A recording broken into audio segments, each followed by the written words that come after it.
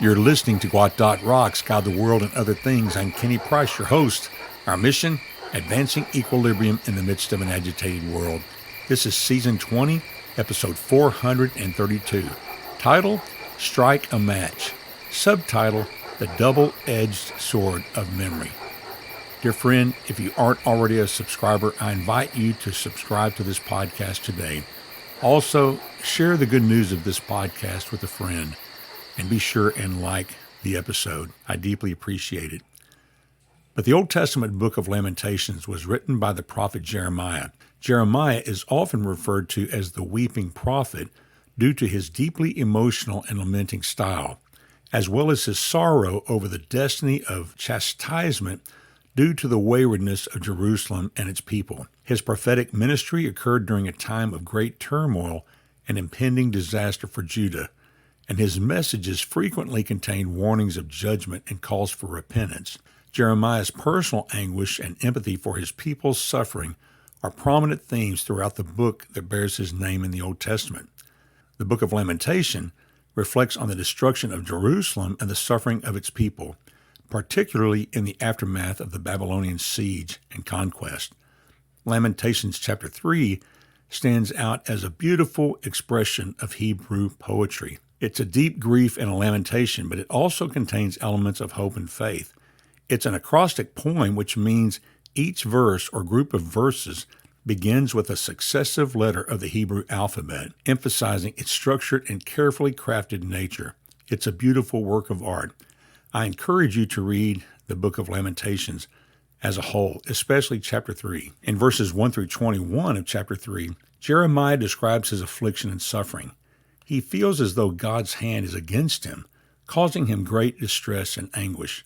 This section is marked by intense despair and hopelessness. In verses 22 through 42, in the midst of his despair, Jeremiah remembers the faithfulness and mercy of God. He acknowledges that despite the hardships, God's love and compassion are steadfast. This portion contains some of the most famous verses in Lamentations, including the steadfast love of the Lord never ceases. His mercies never come to an end. That's in verse 22 in the English Standard Version. Verses 43 through 66, Jeremiah calls on God to remember the suffering of his people and to bring judgment upon their enemies. There is also a plea for restoration and renewal as Jeremiah appeals to God's faithfulness and promises. My friend, I feel you can deeply relate to Lamentations chapter 3 because Jeremiah captures the complex emotions of grief, despair, and hope that accompanies suffering. It reflects on the tension between the reality of present affliction and the hope of future restoration, ultimately finding solace in the enduring faithfulness of God. As you reflect on the double-edged sword of memory, which side will you choose? Memory is often the servant of despair. Despondent minds recall every dark premonition from the past that sometimes overwhelms the senses, a strong feeling or intuition that something, typically something negative or unpleasant, is going to happen in the future, a rationally baseless forewarning or presentiment that a perceived upcoming event will occur and dwell on every grim aspect of the present. Thus, memory, draped in mourning, presents to the mind a cup of mixed bitterness and sorrow.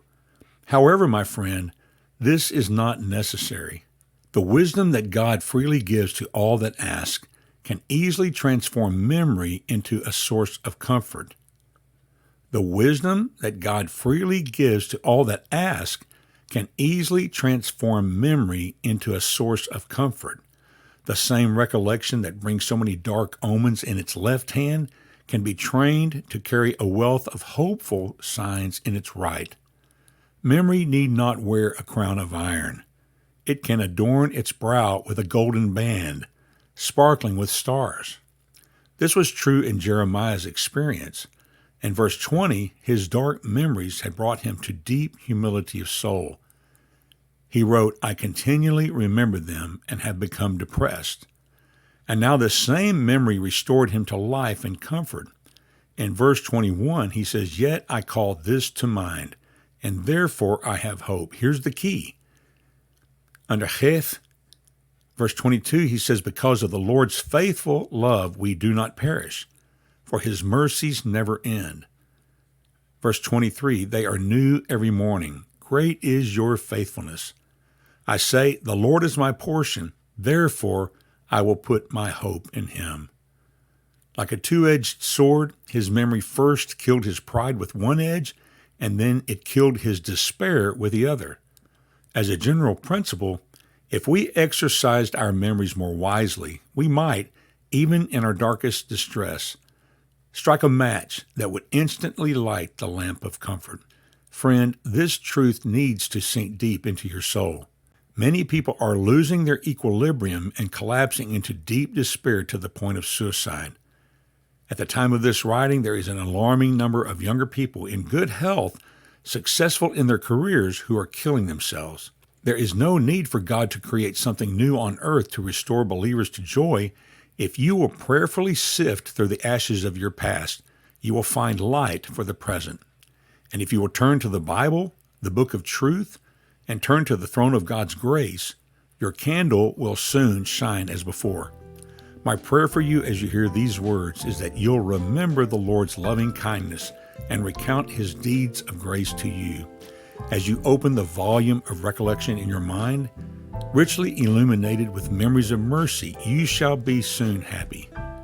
When the divine comforter guides your memory, it can well up within you like a fresh mountain spring that flows with earthly comfort. And with that, my friend, I bid you peace.